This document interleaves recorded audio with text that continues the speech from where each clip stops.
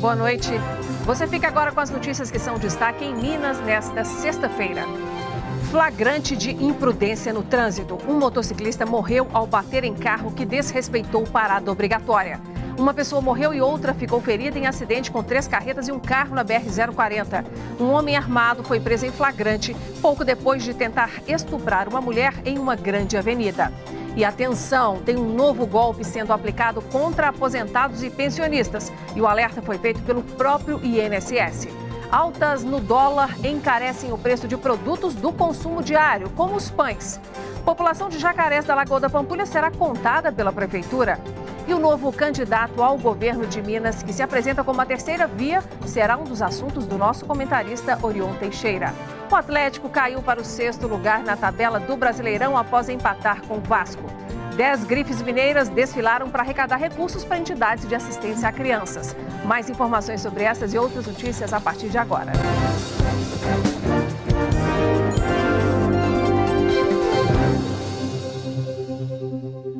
Flagrante de imprudência no trânsito. Um motociclista foi morto ao bater em um carro que, segundo a polícia, avançou uma parada obrigatória. E eu preciso te avisar que a cena é forte.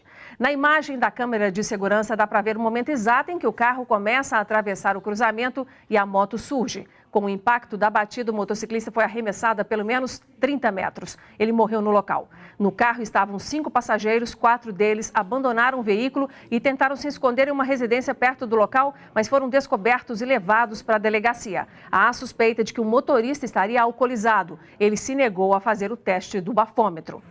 Uma pessoa morreu e outra ficou ferida em um acidente envolvendo 3 carretas e um carro na manhã de hoje na BR-040 em Santos Dumont, na zona da Mata Mineira. Segundo a Via 040, a concessionária que administra a rodovia, uma cegonheira tombou quando seguia no sentido Rio de Janeiro e atingiu a traseira de uma carreta que trafegava no sentido contrário a caminho da capital. E ainda bateu de frente com outra carreta e com um carro que ficou bem destruído. Além da vítima fatal, uma pessoa ficou ferida e foi encaminhada para o hospital da cidade. A pista foi interditada nos 2 sentidos. Um homem foi preso hoje suspeito de tentar estuprar uma mulher no bairro Cidade Industrial, em Contagem, na região metropolitana de Belo Horizonte. Nós vamos agora conversar com a nossa repórter Luciana Viana, que tem mais detalhes. Luciana, quais são as informações desse caso? Boa noite. Boa noite, Nácia. Boa noite a todos. A tentativa de estupro foi às 8h30 da manhã, quando a vítima, de 25 anos, estava a caminho do trabalho. Ela foi abordada pelo suspeito de 46 anos, que simulou que queria fazer uma pergunta, ia tirar uma dúvida ali sobre o trânsito, sobre o ônibus que passava pela região. Isso foi na Avenida Babita Camargos. Então, Inácia, ele mostrou a faca, rendeu a mulher e já estava arrastando para um matagal. Quando então passou uma moto, ela gritou. Na moto estava um policial militar à paisana, de folga. Ele deteve o suspeito e acionou uma viatura da Polícia Militar. Para a polícia, esse suspeito preso confessou um outro crime ocorrido em abril deste ano, um outro estupro. Ele disse que só confessou para ficar com a consciência tranquila. Obrigada, Luciana, pelas informações. E agora, atenção aposentados e pensionistas. Um novo golpe para roubar dinheiro dos beneficiários foi registrado pelo INSS. Criminosos ligam para os segurados alegando que as vítimas teriam direito a receber valores atrasados. Só que para isso precisam fazer um depósito bancário. Por pouco, esta aposentada não caiu em um golpe. Dizia que eu tinha um dinheiro para receber referente da época que eu aposentei. R$65 mil. A senhora desconfiou? Desconfiei, claro. Não tinha nada assim que indicasse que aquilo fosse verdade, né? Esta outra aposentada recebeu uma carta do sindicato dos aposentados. Eu desconfiei porque eu falei, eu não pertenço ao sindicato. Então não vou. Então meu sobrinho falou, vai. Minha sobrinha falou, vai. Pelo menos ela vê o que é. A gente tem que ver. A gente, quem sabe que vai melhorar. Eu falei assim, não pode ser. Eu nunca dei meu nome para eles. Nunca falei nada. Guardei a correspondência. Já rasguei e joguei fora. Por telefone, os criminosos entram em contato com o segurado e tem início aí a tentativa de golpe. Do outro lado da linha vem a informação de que o aposentado ou pensionista tem direito a receber valores atrasados de benefícios pagos pela Previdência Social. Dessa forma, ele solicita um depósito de determinada quantia em uma conta bancária, afirmando que a tal taxa seria necessária para a liberação do suposto pagamento. A Secretaria de Previdência esclarece que todos os serviços e valores a receber são disponibilizados de forma gratuita aos segurados. O órgão reforça ainda que não solicita dados pessoais dos segurados por e-mail ou telefone. O acesso aos serviços, aos benefícios do INSS não exige intermediário. O INSS não cobra nenhum valor para reconhecer o direito ao cidadão, né? Os dados pessoais são dados muito sensíveis e, por isso, eles não devem repassar a estranho, né? Se precisar de alguma ajuda, peça ajuda a pessoas de inteira confiança. E se a vítima desconfiar do golpe ou se cair nele, deve registrar boletim de ocorrência na Polícia Civil e comunicar o fato à ouvidoria do INSS. O INSS não faz contato ao segurado. Se ele precisa ter algum acesso a um benefício, a um serviço do INSS, ele tem que ligar, ele tem que utilizar os canais remotos, ou pelo 135 ou pelo site do INSS. O segurado pode ligar para 135 ou acessar o site inss.gov.br. Segundo o órgão, só no ano passado foram 188 denúncias de vítimas em Minas Gerais. Em 2018, até junho, foram 60 denúncias no estado. E nas últimas semanas, o preço do dólar sofreu 7 altas seguidas. A insegurança com a política é o principal motivo na visão de especialistas. Essa oscilação na moeda americana preocupa o mercado financeiro, mas também mexe com o preço de produtos consumidos no dia a dia, como o pão. A moeda americana tem subido dia após dia. O dólar turismo chegou à casa dos R$ 4,50 esta semana. A alta tem assustado o mercado financeiro. Uma incerteza com relação ao futuro. O que vai ser 2019? A gente não sabe. Quem vai ser o próximo presidente? Isso gera uma incerteza e investidores, então eles vão sair com os recursos do Brasil, compram dólar para sair, para aplicar no exterior. A reação do mercado parece atingir somente grandes empresas, mas o cotidiano do trabalhador está sendo impactado de forma indireta. O trigo é um bom exemplo. O alimento, que tem o preço fixado internacionalmente, sempre sobe com a alta do dólar.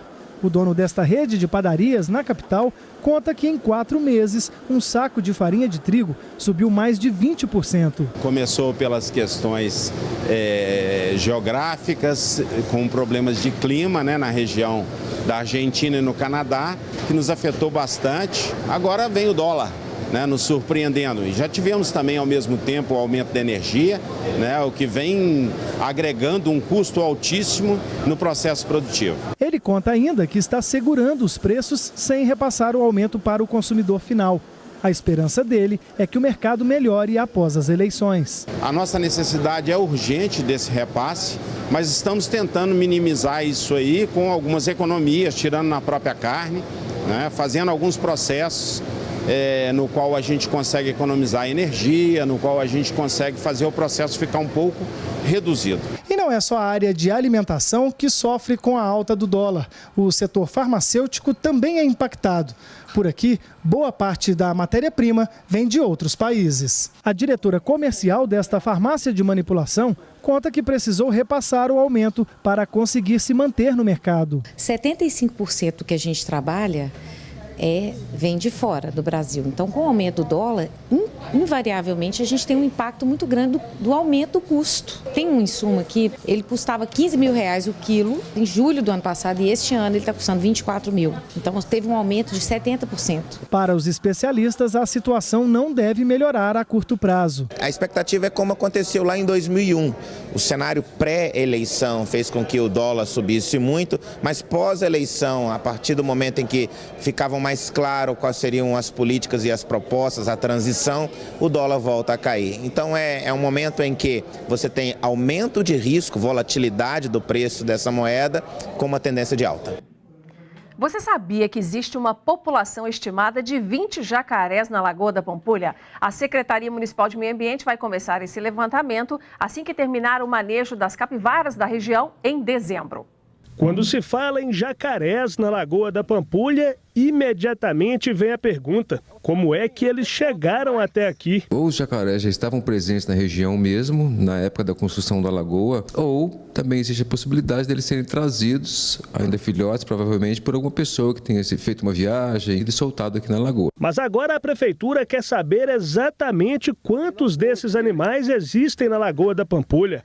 Para isso, será realizado um censo populacional, no qual cada jacaré será contado como habitante do local. Vão ser feitas visitas de barco, monitoradas durante o dia e durante a noite. A gente vai ter uma noção muito boa de quantos jacarés estão na orla da lagoa hoje. Segundo a prefeitura, hoje existem cerca de 20 jacarés aqui na Lagoa da Pampulha. A prefeitura garantiu também que durante a realização do censo, nenhum animal será microchipado, com a garantia de não haver risco de duplicidade. A gente não vai tocá-los, nem vai coletar nenhum material, fazer nenhuma apreensão. O que nós temos agora é apenas a função de observar, estudar.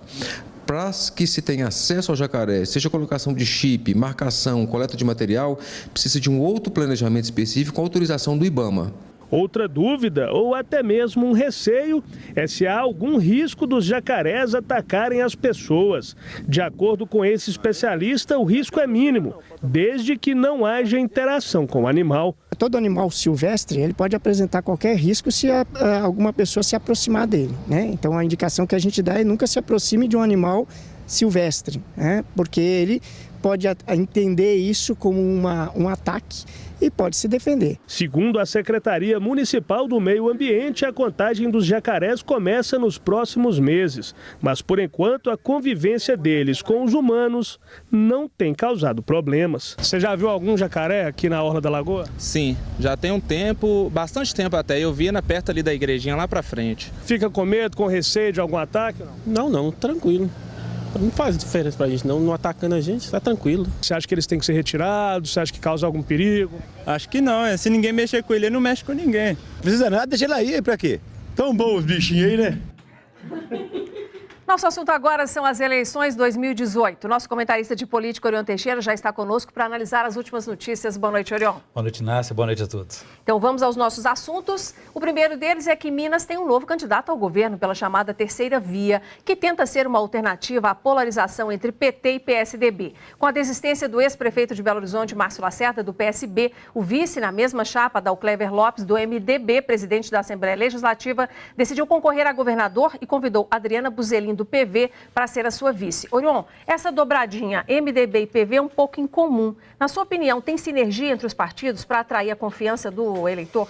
Inácia, as dobradinhas na política, nas eleições, sempre tem um aspecto eleitoral ou eleitoreiro em alguns casos. A sinergia vem daí. Se atrai eleitores, tudo fica em paz. Se não dá certo, aí as diferenças aparecem. Eu acho muito difícil essa proposta se transformar numa terceira via ou num terceiro lugar diante da exiguidade do tempo, né? Faltam apenas 44 dias aí para as eleições e faltou planejamento dessa dupla aí. Então, enfim, eu acho que os eleitores querem uma terceira via que seja uma alternativa a essa polarização entre PT e PSDB, uma renovação na política. Mas eu acho que se eles conseguirem algum sucesso nessa missão, vai ser apenas de provocar um segundo turno. E aí que hoje o cenário está polarizado entre dois candidatos para acontecer e terminar a eleição no dia 7 de outubro. Caso contrário, eles vão conseguir favorecer aí num segundo turno quem estiver em segundo lugar. Hoje, no caso, seria, de acordo com a pesquisa, o governador Fernando Pimentel, candidato à reeleição pelo PT. Tá certo, a gente vai acompanhar e trazer isso para você, claro. E na última terça-feira, gente, mais de 500 prefeitos vieram a Belo Horizonte para pressionar o governador de Minas a pagar os repasses atrasados, principalmente das verbas do Fundeb, o Fundo de Manutenção e Desenvolvimento da Educação Básica e também de valorização dos profissionais da educação. Com isso, milhares de servidores municipais também cruzaram os braços em protesto em dezenas de cidades mineiras. Orion, o governador Fernando Pimentel se reuniu com representantes dos prefeitos e disse que não vai mais ter atraso. E a pergunta que eu te faço, de onde que vai vir esse dinheiro? Pode ser que ele não atrase mais os repasses futuros nas próximas semanas, dos próximos meses, mas dificilmente ele conseguirá pagar essa dívida de 8 bilhões de reais que ele tem com os municípios. O dinheiro que ele prometeu liberar para os municípios na terça-feira foi de 1,4 bilhão, que é resultado do projeto da securitização da dívida, aquele projeto que autoriza a vender para os bancos, instituições financeiras, a dívida ativa renegociada com os devedores. Mas isso aí os municípios já têm o direito de 25% desses recursos. Agora, os novos recursos para a dívida vão ficar para o ano que vem. Quer dizer, e os títulos da dívida também não são garantidos, que o mercado vai querer comprar, tem que esperar para ver a reação, né? Mas já conseguiu renegociar isso com os bancos e com os próprios devedores. Só que eles vão pagar em parcelas lentas, 100 parcelas, por exemplo. Entendi. Então vamos então para o nosso próximo assunto. 2 deputados de Minas Gerais foram cassados por abuso de poder econômico nas eleições de 2014 e estão inelegíveis por 8 anos. São eles o deputado federal Franklin Roberto Souza, do PP, e o deputado estadual Márcio José Oliveira, do PR. Segundo os ministros do TSE, o Tribunal Superior Eleitoral, os parlamentares participaram de evento religioso da Igreja Mundial do Poder de Deus às vésperas da votação lá em 2014. Na ocasião, o líder da igreja, Valdemiro Santiago, pediu expressamente a 5 mil fiéis votos para os então candidatos. Por meio de nota, o deputado Márcio Oliveira disse que não vai comentar a condenação. Ainda não tivemos retorno do deputado Franklin Souza e eles poderão ambos recorrer aí da decisão. Orion, essa condenação reacende aquela discussão de envolvimento de política com templos religiosos, com líderes religiosos. E aí, você acha que isso vai, de alguma forma, essa condenação ser um alerta para os candidatos das eleições deste ano?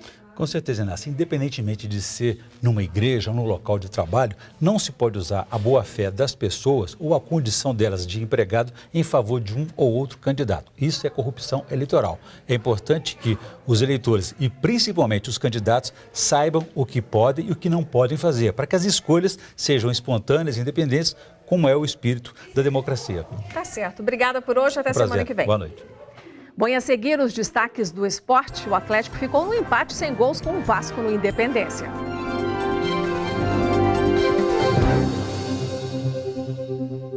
O Atlético caiu para o 6º lugar na tabela do Brasileirão após empatar em 0-0 com o Vasco ontem no Independência. O time mineiro até pressionou, chutou várias vezes a gol, mas não conseguiu marcar. Pouco mais de 22 mil torcedores presenciaram um jogo cheio de chances de gol. Na bola parada, os dois times também tentaram. Ricardo Oliveira para o Galo e Pikachu para o Vasco. Teve ainda essa pedrada do Natan do meio da rua e reclamação de pênalti para o Atlético no primeiro tempo.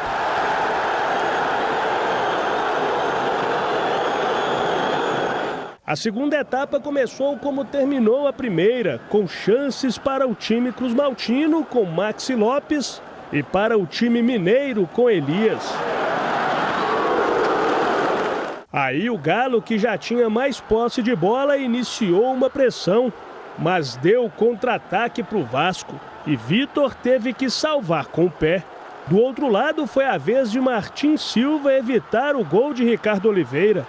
E no último lance da partida, fim de papo, 0-0. O Vasco está a 5 jogos sem vencer. Já o Galo não perde a 3. Mas hoje a bola não entrou. O resultado não mostrou o que foi o jogo. O Vasco veio aqui para se defender, para jogar pelo empate. A gente criou inúmeras chances, mas não conseguimos colocar a bola para dentro. Não é o resultado que a gente desejava, mas eu acho que o desempenho foi satisfatório e mostra que a gente está num crescente.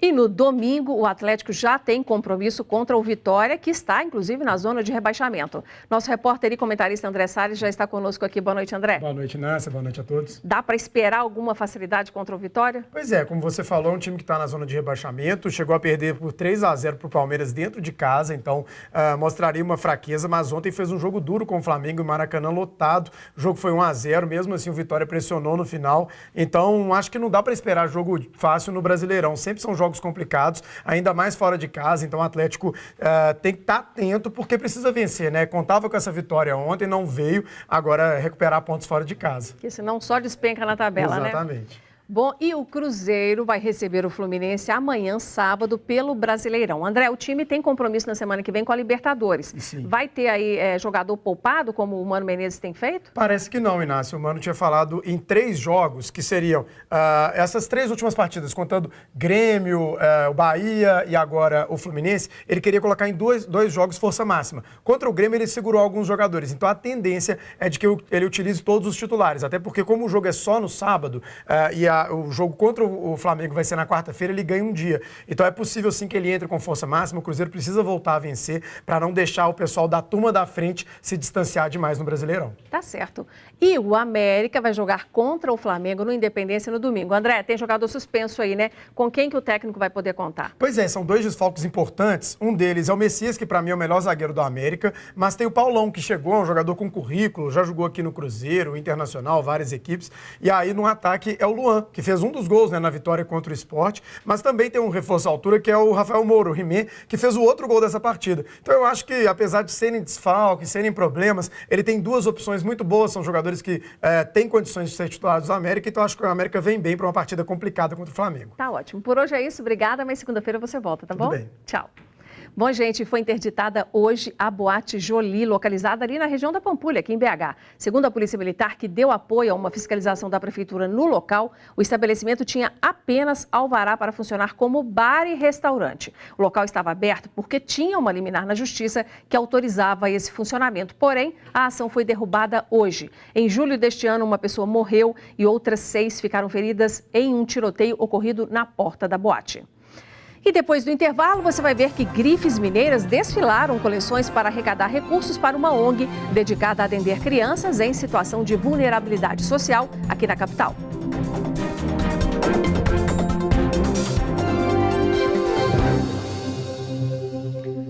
Amanhã, o programa DNA com Paulo Navarro recebe a professora de português Cíntia Chagas. Ela é conhecida como a professora mais divertida do Brasil. Além das aulas no cursinho, Cíntia também é escritora e famosa nas redes sociais. Ela vai contar sobre a vida fora do trabalho, relacionamentos, projetos e as curiosidades das rotinas em família. É às 6:50 da noite, não perca. 10 grifes mineiras desfilaram na noite dessa quinta-feira aqui em Belo Horizonte para arrecadar recursos para a ONG O Proação, que contribui com 3 entidades de assistência social dedicadas a atender crianças em situação de vulnerabilidade social. Foi uma festa de moda, música e solidariedade. Na passarela, charme e beleza, tendência de 10 importantes nomes da moda. Música e glamour se somando à solidariedade. Todo ano, tradicionais grifes se reúnem para desfilar peças e apostas para o verão. A renda arrecadada com a venda dos ingressos é doada para a ONG O Proação, que trabalha com a educação complementar em prol da inclusão social por meio da promoção de cultura, arte e lazer. Nosso objetivo é, além de levar o amor, né, e o carinho que a gente trata as crianças e faz tudo isso, né, com muito amor mesmo, é realmente a ajuda que nós precisamos para a sustentabilidade das casas, para que a gente não feche as casas. São as crianças retiradas dos seus lares por maus tratos, abandono, por força judicial. É a Casa Mãos de Maria, que é só bebê, de 0 a 1 ano. Casa Filhos de Nazaré, de 0 a 6 anos. Mas hoje o mais velho tem 5 anos. E nós temos um núcleo de cultura que funciona no bairro Nova Vista. São 130 meninas, de 4 anos a 17. Para a prática da solidariedade, não há idade. É bom a gente ver que tudo que a gente faz, a gente pode ajudar as pessoas e a gente ensinar os nossos filhos desde novos a fazer isso também, né? Eu acho incrível esse tanto de gente conhecida, tanto de marca, muito reconhecida, as modelos, todo mundo junto em prol dessa causa que é linda. Muito importante para poder ajudar as pessoas com o nosso trabalho, poder participar de um programa tão bonito assim. O importante é o objetivo final de tudo isso, é todo mundo se unir por um bem maior, pelo bem das crianças. Juntos somos mais fortes, então eu estou bem contente de estar aqui hoje. Espero poder estar nos próximos também, que a gente continue se unindo pelo melhor. A gente usa dos nossos contatos, dos nossos relacionamentos, das facilidades que a gente tem, justamente para trazer mais pessoas e aí conscientizá-las e pedir a contribuição de todo mundo para levar uma vida melhor para essas crianças. Este é um dos momentos mais esperados da noite, quando meninas apoiadas pelo projeto Ritmo e Movimento se apresentam no palco. Quem contribuiu comprando ingresso para o Proação Fashion Day ainda pôde curtir performances e show de encerramento especial. Eu amo cantar, sabe? Eu amo fazer parte de eventos, mas eventos assim que tem um quê a mais, uma mensagem a mais, acho que me deixam mais feliz ainda. E uma última informação, quem está aí perto de entrar com algum processo na Justiça e quer evitar aqueles tempos longos de tramitação, pode recorrer à conciliação. Até quem já entrou com o processo pode usar esse recurso para ganhar tempo. Estão abertas as inscrições até 15 de outubro para a Semana Nacional da Conciliação, que será realizada de 5 a 9 de novembro. O agendamento das audiências pode ser solicitado pela internet ou diretamente no Fórum Lafayette, em Belo Horizonte, no Barro Preto. Nós ficamos por aqui. Obrigada pela sua audiência. Bom final de semana e na segunda-feira estaremos de volta. Até lá e boa noite.